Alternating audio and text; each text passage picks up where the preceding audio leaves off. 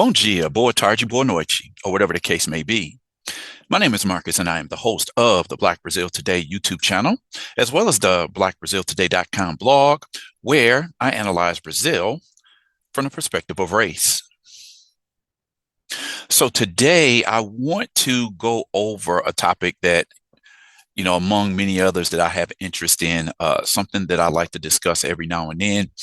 I don't remember the last time I discussed this topic, but it's as good as time as any as we're closing in on the end of the 2024. We'll say, been some interesting stats that have come out about this topic just in the last couple of months.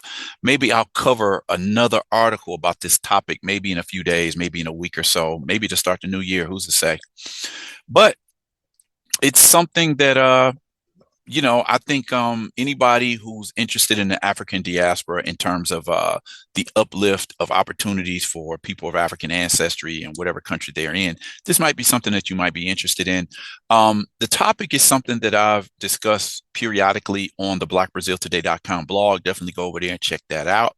Use the keywords that you'll find in this article. The article or video that I'm going to be talking about today is called Black Brazilian Entrepreneurship. Here are 8 Black entrepreneurial initiatives that are making things happen in the business world.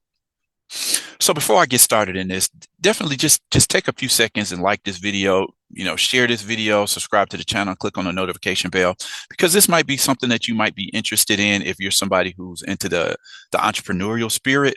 It's definitely something that has taken off in Brazil in the last decade or so. So let me just get into this topic for today and explore it a little bit more. So there are numerous Black entrepreneurs in Brazil, too many to talk about in just one video.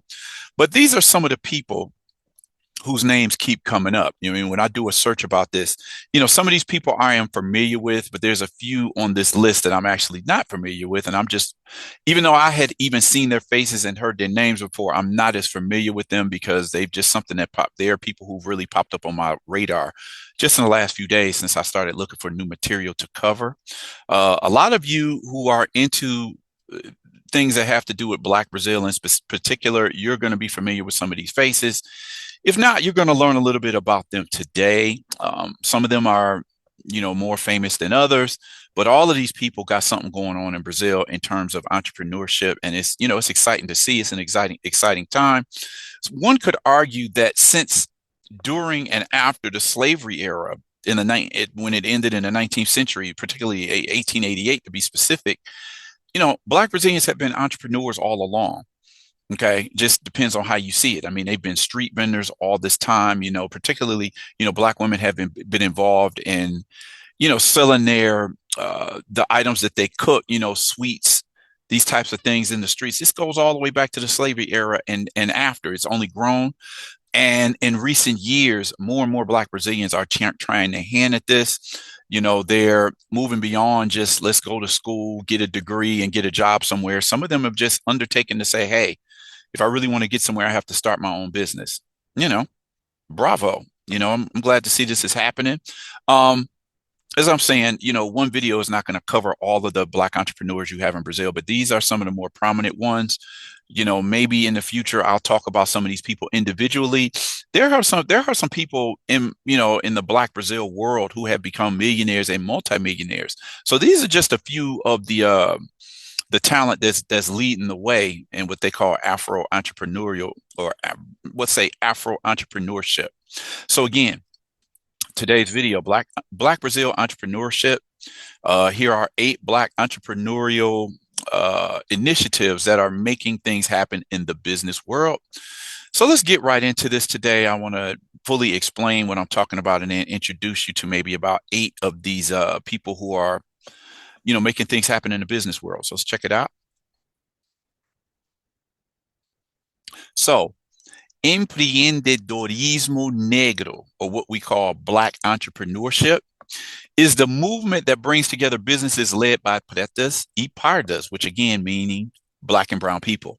It is a movement that contributes to diversity, empowers the Black population, fights racism, generates income and better living conditions. Okay, so some people call this empreendedorismo negro. Other people call it empreendedorismo.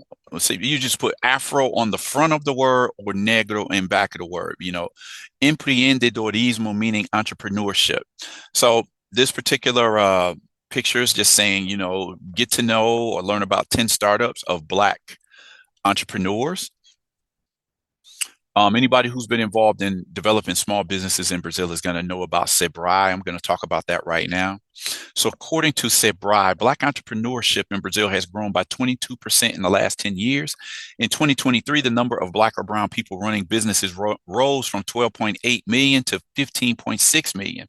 Okay, this is the symbol for Sebrae. Sebrae means Serviço Brasileiro de Apoio às Micro e Pequenas Empresas, or support service for micro and small enterprises. Okay, so this company, they connect people with the resources that they need, whether they hook them up with, finding financial resources or just teaching them how to develop small businesses, how to grow, how to search for resources to invest in your business. They do a lot of courses that way.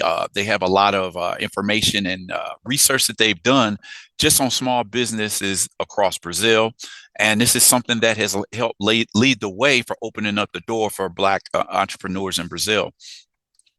So it's a Brazilian autonomous social institution, part of the Sistema S, whose aim is to foster the development of micro and small entrepreneurs or small enterprises, stimulating entrepreneurship in the country.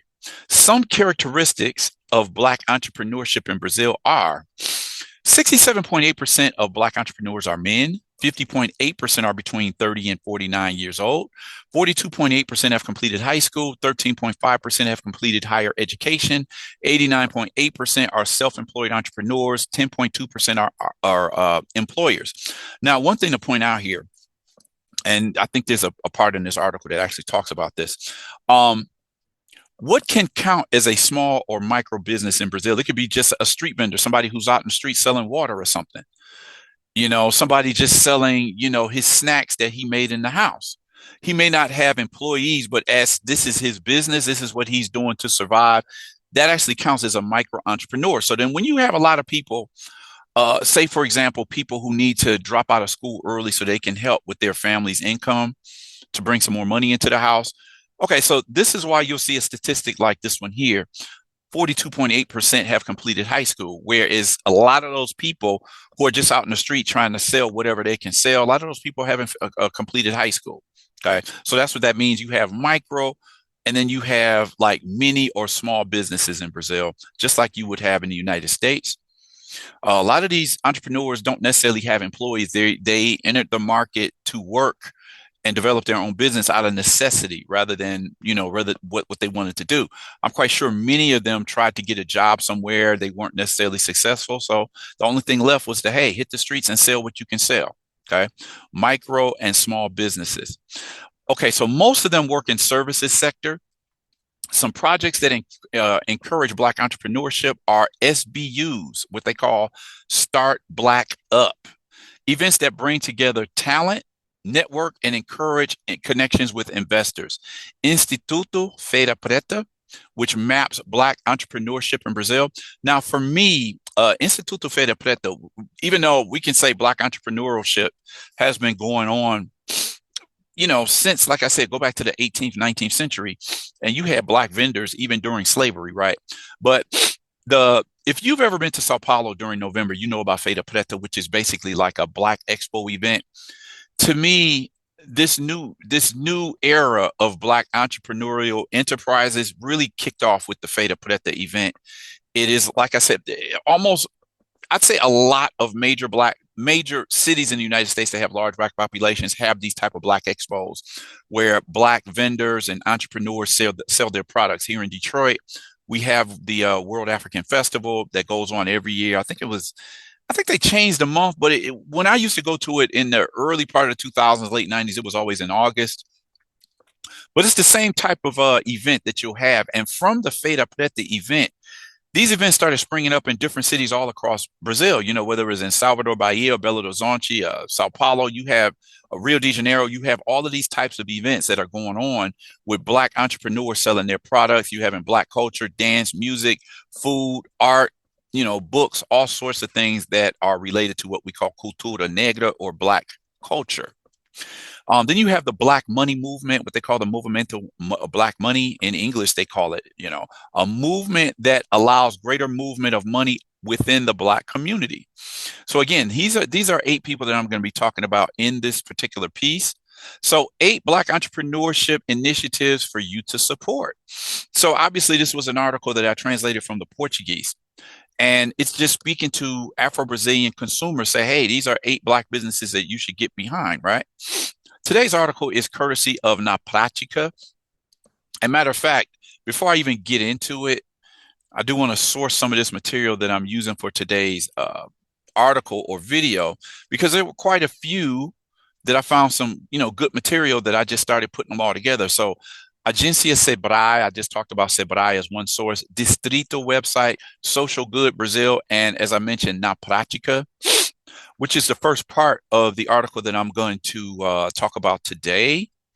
Okay, so these are some of the faces that I'm going to introduce you to in this video. So let me just go ahead and get started here. So according to data from the guide, What Can the ISP Do for Racial Equity? More than 70% of the Black population lives in extreme poverty.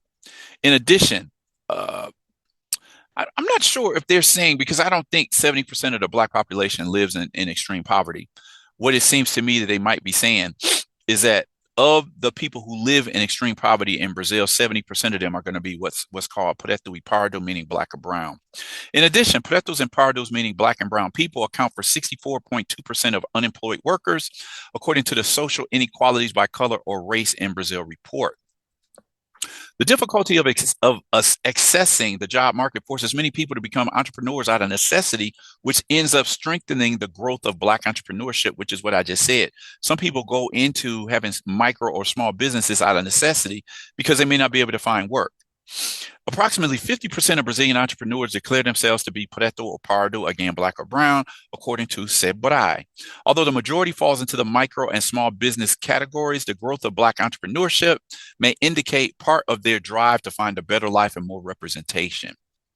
Get to know some of these initiatives by Black entrepreneurs, how they are fighting structural racism and other social problems, and solving market pains all at the same time.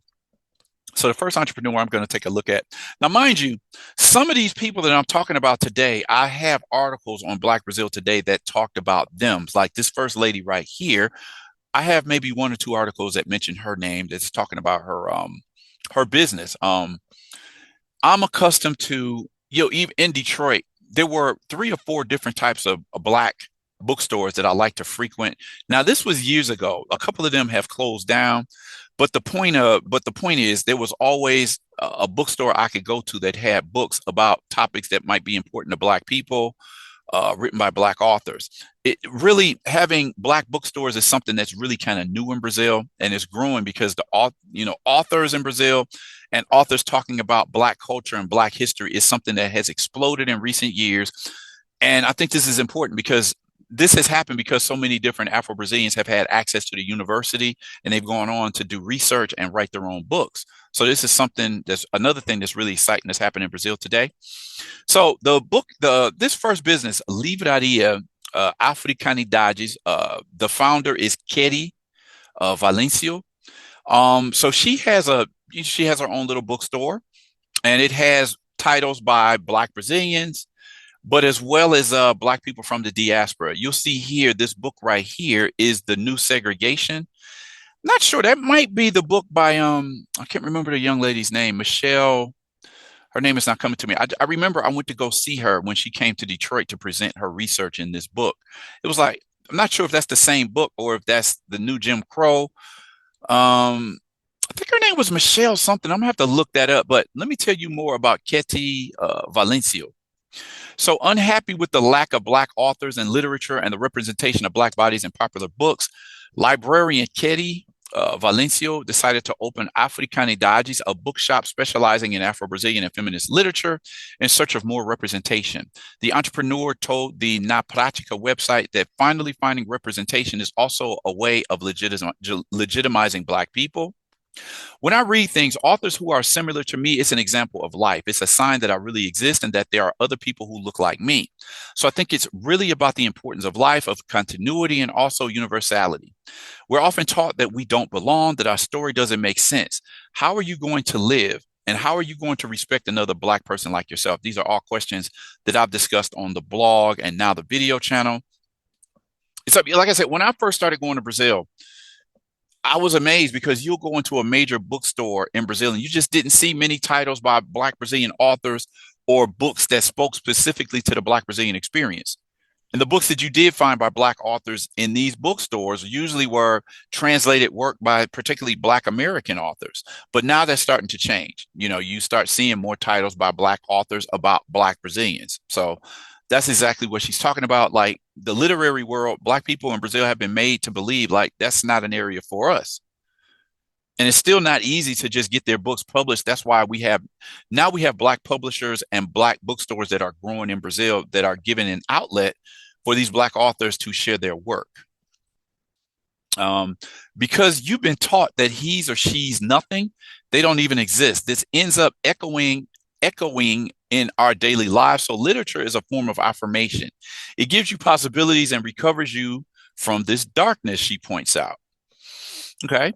So this next entrepreneur that I want to talk about is Nina Silva. Again, her and her partner, I think they're actually a couple. His name is Alan Suarez. I have material, again, Black Brazil Today. I have stories about both of them as well.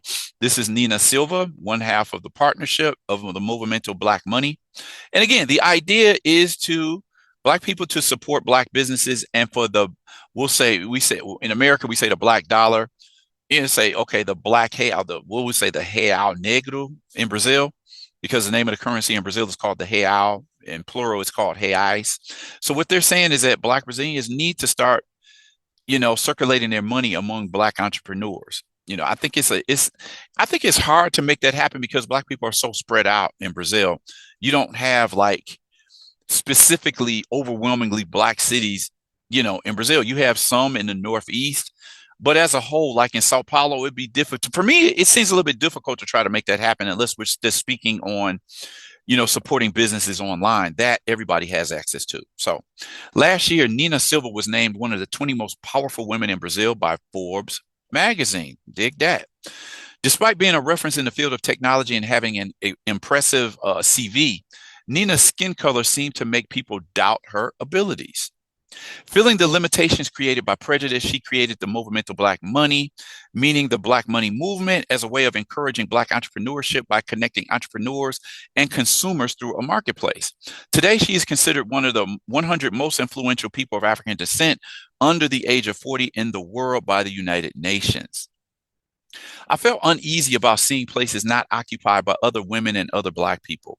What's more, I wanted to create autonomy so that we don't need these places. Will we always have to ask for inclusion, for an opportunity for the same group that oppressed us? I've never believed that the real autonomy and freedom of the Black population in the world will come from other hands, she says. This is absolutely true. I mean, how many of our people have talked about this? Like, look, if you're waiting for other groups to give you a handout or to help you make it happen, you might be barking up the wrong tree. I've said this before, it seems like every community lokes together and helps each other, helps the next one be successful.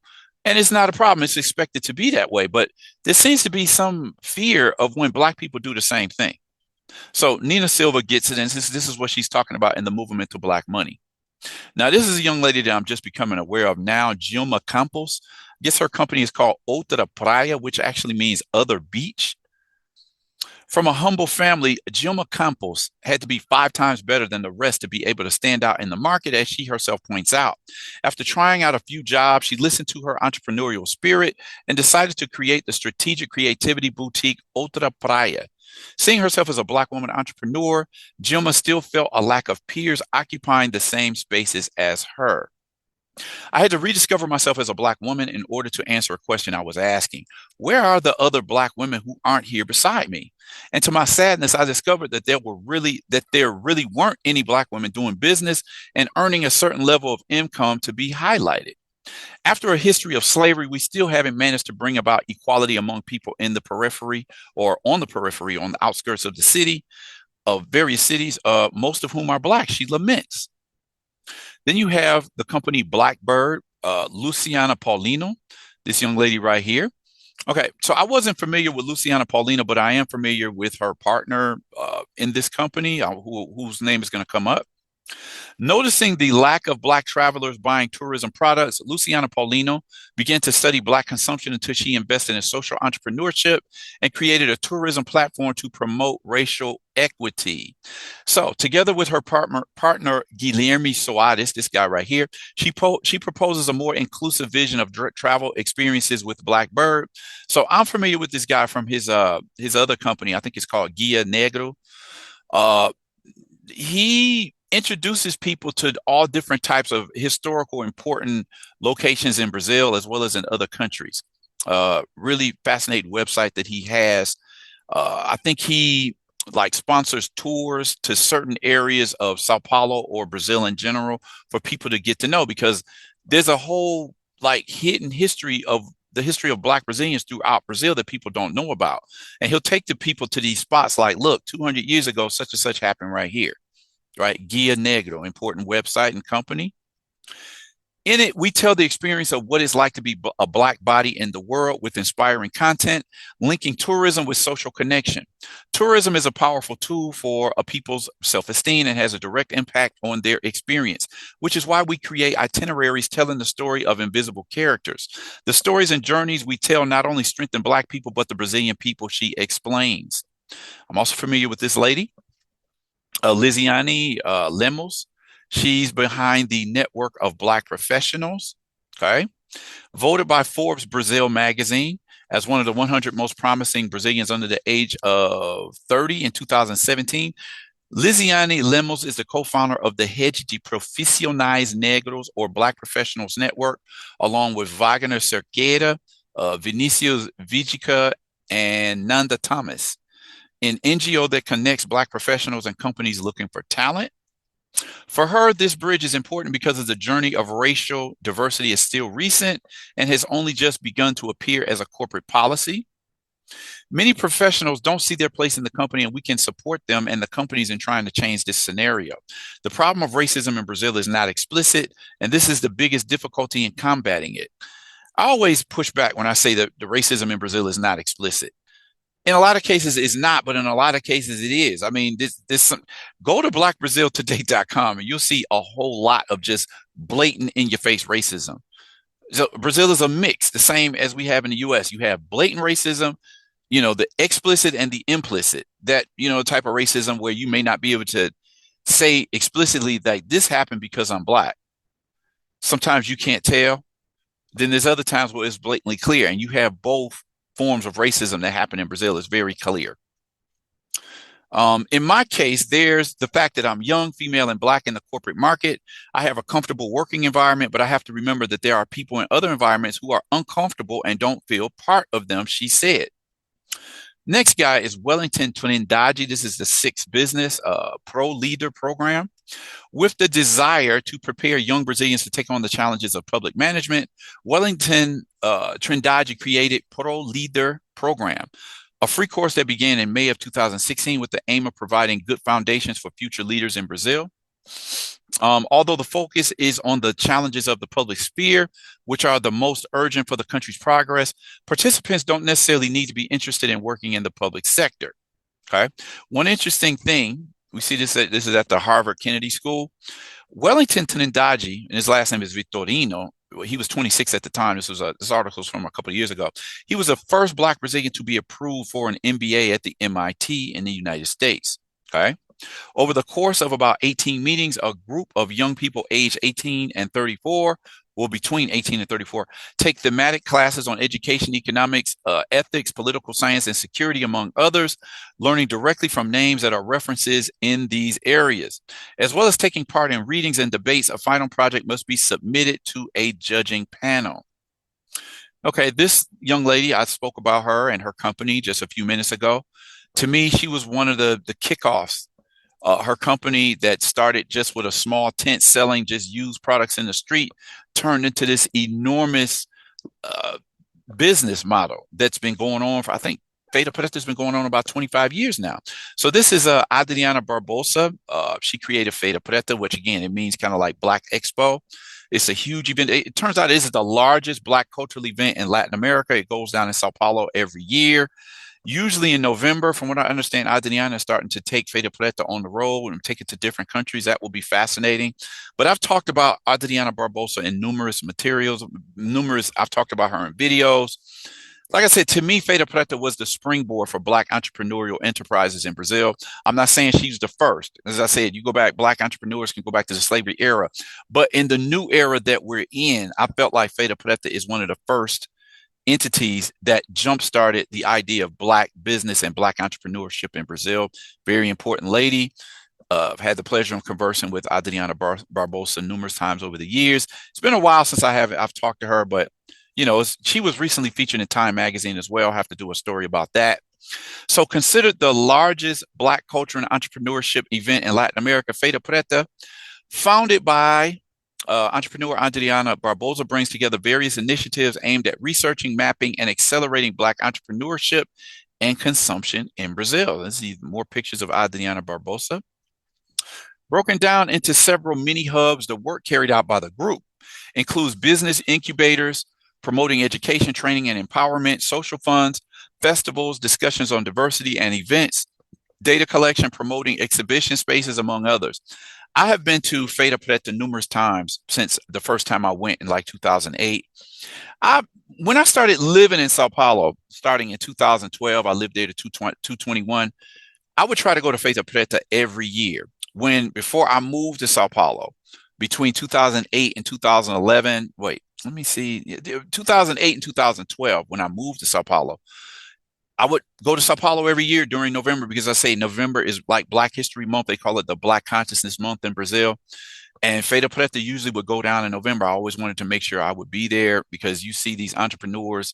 It was just an exciting event to see so many Black people in one location, participating in entrepreneurship, we'll say. This next company, Alma Preta Jornalismo, this is one of the founders, or if not the founder, of Pedro Borges. I have used a lot of material from Alma Preta over the years. It's one of the most important Black Brazilian websites in Brazil. It's Alma Preta, which translates as Black Soul. So this is one of the founders, if not the founder, Pedro Borges. I check into Alma Preta every day. I think in comparison to other Black websites, Notícia Preta, Mundo Negro, what else do we have? Africanidades, Afro TV, Gelades. There's a lot of Black-oriented websites in Brazil. I feel like Alma Preta covers a lot. It seems like they're more to the political side than a lot of other Black Brazilian websites, but they cover culture, history, current events, social issues, all types of stuff. It's one of my favorite websites where I keep up with what's going on with Black Brazilians. Again, Alma Preta Jornalismo. This is Pedro Borges. So the Alma Preta Jornalismo agency was founded by journalist Pedro Borges and designer Vinicius G. Araújo to discuss racial issues in Brazil. So this is the team of Alma Preta. The work is divided into 4 pillars that seek to value Black culture: raising the discussion of racism, working on what happens in Brazilian favelas, bringing news from Africa, and creating a collaborative space with partners who can express their opinions. Okay, so I've talked about favelas, numerous times, the favelas being the let's say, makeshift homes that you find in the hills of major cities in Brazil, low-income communities. So there's been a lot of focus, Black Brazilian websites that talk about what's going on inside of these favelas. I don't know. I think it's somewhere between 5 and 10% of the Brazilian population might live in favelas. Somewhere out there in that quote, I don't know. I forgot the exact number, but it's quite a large population of people that live in these favelas. And, we need to know what's going on with them because Brazil oftentimes just look at people who live in favelas as if they just don't matter. And so much of the culture comes out of majority Black and brown favelas in Brazil. Anyway, The issues are discussed in the form of text and audio-visual production. In addition, the agency has the Papo Preto podcast to provide yet another platform to increase the reach of Black and peripheral population issues. Okay, so this is just what I wanted to talk about today. These are, like I said, 8 Afro-Brazilian entrepreneurs who are shaking up the business world, making it clear that Black people can participate in entrepreneurial enterprises as well. While I'm here, just want to show, if you come over to the blackbraziltoday.com website, you'll see a lot of talk about Black entrepreneurs in Brazil. This is Ana Paula Shongani. She has her own clothing line. This is Tiaguinho. Most people know him as a singer, but he's probably the richest Black entrepreneur in Brazil. They recently named him as being like the first Black Brazilian billionaire. He not only did he, sing music in a music group, then he went solo, but I think Tiaguinho might have created his own record label. He started getting into the business aspect of music, and he just blew up. I don't know if this is official, but many different sources have said that he became the first Black Brazilian billionaire. This is Feira Preta, Brazil's Black Expo. In this article, it announces marketplace for e-commerce. So Feira Preta, again, being one of the biggest Black entrepreneurial enterprises in Brazil, most well known. 9 exciting brands of Afro-Brazilian entrepreneurs that you should know. More entrepreneurs making sales with race-oriented phrases on T-shirts. This was during the pandemic when they were creating masks that had a more of an ethnic feel to them. 32% of Afro-Brazilian entrepreneurs have been denied credit. So these are all articles that have to do with the development of what they call Afro-Brazilian, entrepreneurship. Let's see. I think this is a hair product that these women created. What are they doing with Facebook? A Boost with Facebook event held in various cities across Brazil seeks to strengthen the businesses of Black Brazilian entrepreneurs, and on and on. This pops up, looks like in at least 24 different pages on the blackbraziltoday.com website. You want to check it out for a little bit more context of what I'm talking about in the video today. These are just some online pamphlets talking about Afro-empreendedorismo, which they call, again, Afro-entrepreneurialism. Okay. This is what it looks like. So like I said, it's a fascinating time going on in Brazil right now.